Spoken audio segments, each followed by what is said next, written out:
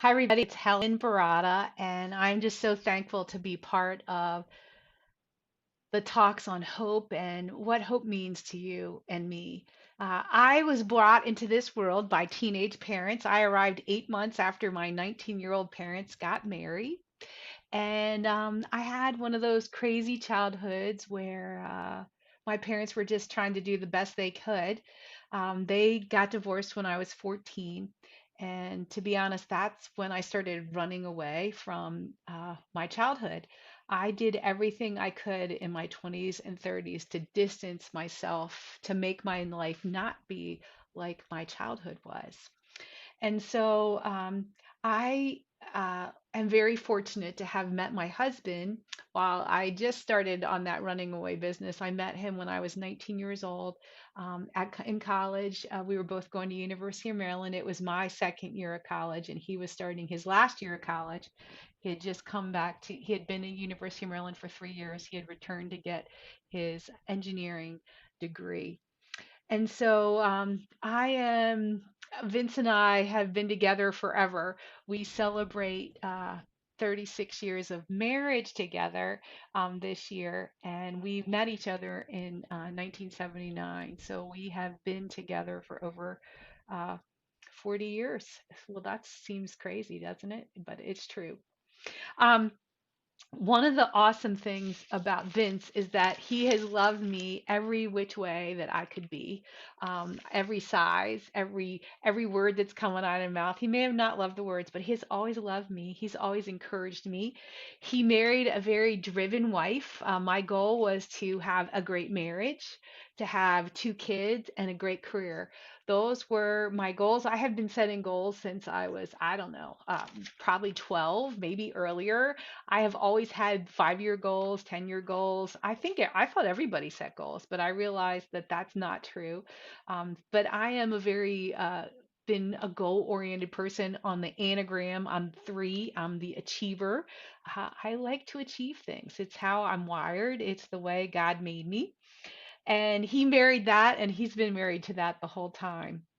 Um, One of the things that about my life, though, is that I have always been very passionate in what I do. I kind of throw myself into whatever I do, wherever my goal is. I'm going for it full throttle.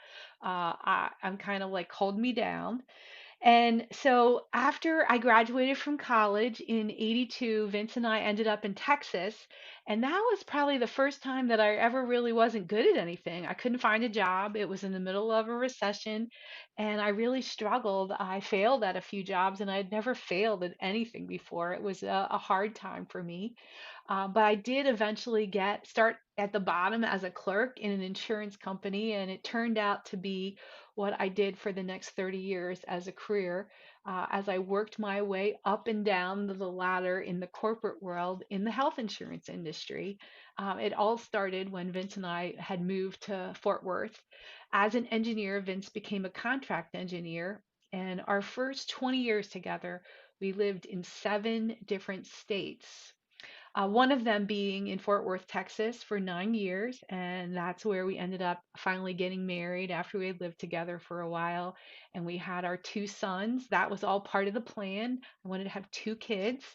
And I just aspired to have a great marriage, have great kids, have a great career. I wanted those are the 3 things that I wanted in life, and I worked really hard at balancing them as much as I could. And I have to be honest, a lot of times my career would pull me. That was the most dissatisfaction in my life sometimes, is when my career I would be so passionate about my career, it would end up hurting sometimes.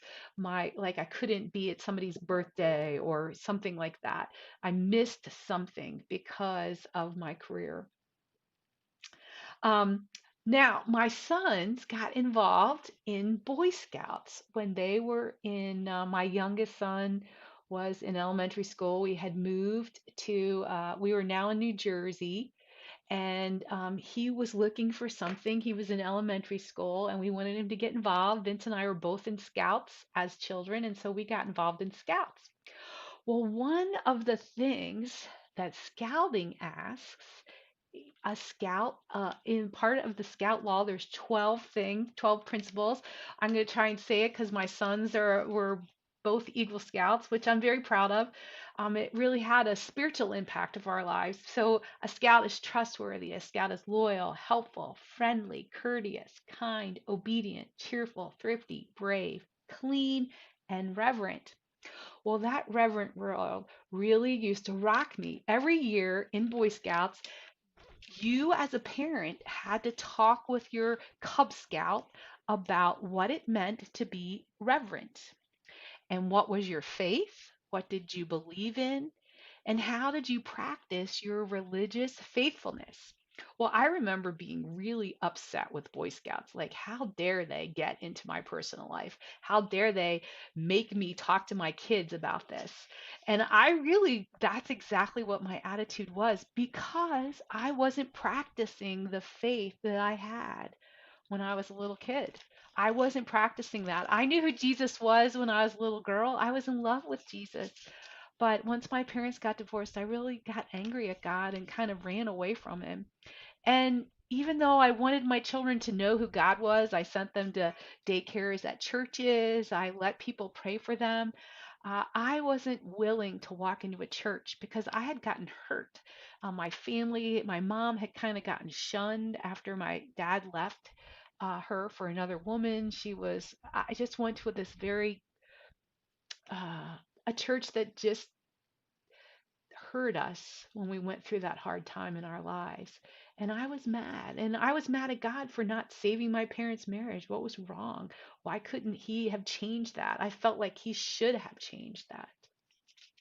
Anyway, back to Boy Scouts. Every year, I had to respond to this question and address it. And I have to talk to both my sons about basically my lack of faith, my lack of faithfulness. I believed in Jesus, I believed in God, but I really wasn't practicing my faith, and I certainly wasn't doing anything about it, about being faithful. So, several years later, we moved from New Jersey to Delaware, and then we moved to Pittsburgh. All along, my kids were in Boy Scouts, and I have to say, kudos to the Boy Scouts. They really helped for my kids having to move around a lot. It was one of the consistent things in their lives. And so my son was going to another child care. My youngest son, Davis, was going to another child care at a church after school care. He was in third grade. He made best friends with two little boys, one a year younger than him, one a year older, brothers. And their mom, Jane, became my friend. And she loved on me. She was nice to me. She befriended me. I had just moved and I needed a friend, and she was there. It turns out Jane was in a small group and she had been praying to God to find someone who was far from God.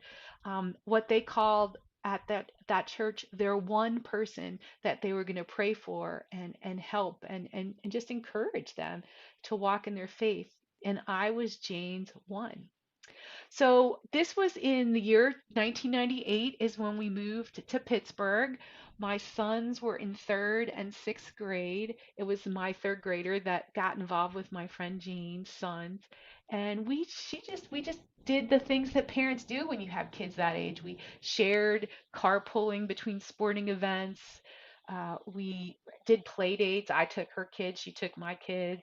And we also did family nights at our each other's houses where we played games, had dinner, and I soon learned and discovered that Jane had a relationship with Jesus that I had never had before. Jane was in this small group and they prayed together and they shared concerns with one another and prayed for each other. She went to church and she was glad to go to church. I didn't know a lot of people that actually were glad to go to church. She invited me to go to church with her, but I wasn't ready to do that quite yet. That was just not me. I was still, no, I'm not going. And to be honest, Jane invited me over the next 2 years. She invited me not on a like crazy basis, but maybe 8 times I figured out over those 2 years. She invited me to go to church, and each time I had some excuse after another. We did go to a family fun day they had at a local state park where they had music and food and games, and my kids loved it. My kids wanted to go to that church. And so finally, after 2 years and Jane asking and asking, I finally said, okay, I'll go to church with you. And I remember it was me, my son went. Vince wasn't ready to go to church yet. Vince has his own story, my husband, but he also was brought up in a church where there were lots of rules and guilt and obligation, and he didn't think that he needed to go to church anymore. He was not going to church either, and he wasn't ready to go to church with me. I could go, but he wasn't going. And so I went, and I remember sitting there and people were worshiping, they were singing, people were clapping, people were raising their hands, and that was so different. I grew up in this very church that you didn't clap. You weren't allowed to clap. You weren't even allowed to make loud noises. Like that wasn't allowed in the church that I grew up in. So it was very different. I was uncomfortable, to be honest. I felt uncomfortable in that church because people were so joyful, happy. They were worshiping like all out.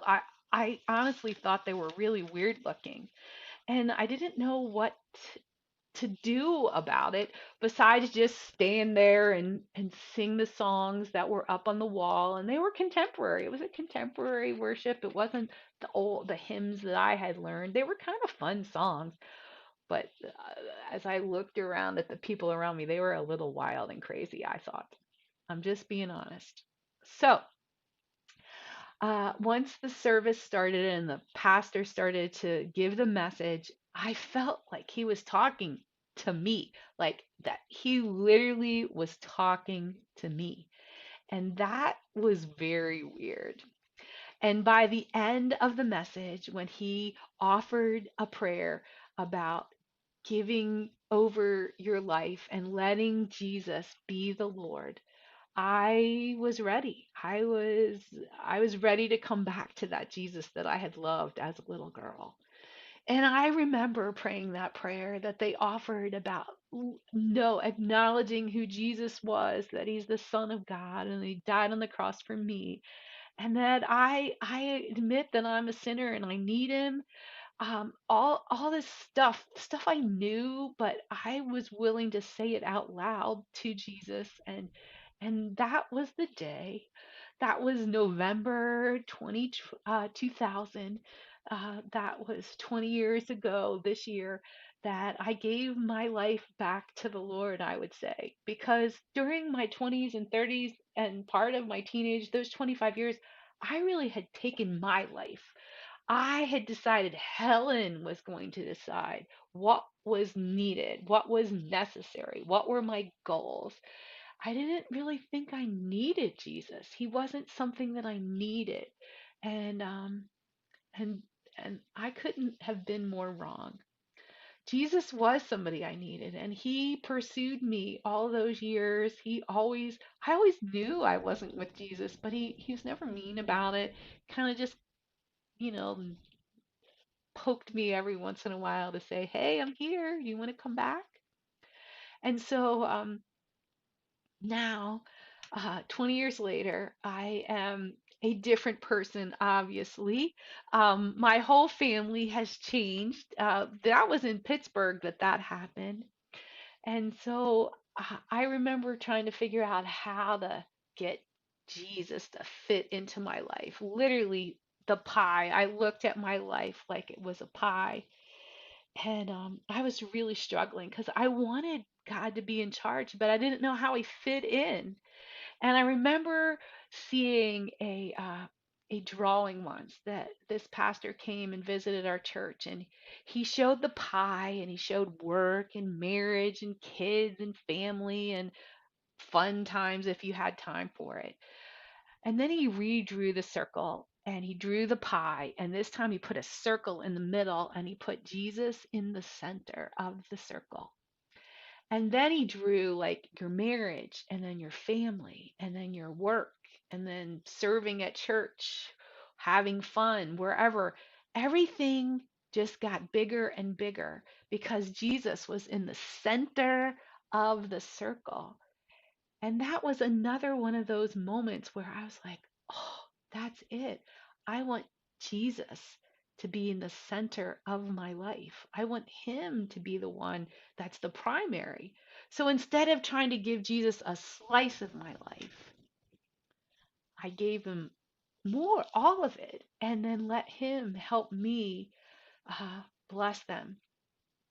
Now, there was this moment in time, I was so in love with Jesus that Vince, who loved me so much, we had been together for a long time now. And I remember sitting on the couch and he said to me, "You love Jesus more than you love me." And I remember thinking, "Oh my gosh, Lord, you have to help me figure out what to say because the answer is true." And so my response to Vince at the time was, "I hope and want you to know that you benefit, that you actually are, I love you more because I love Jesus more, that I love him the most."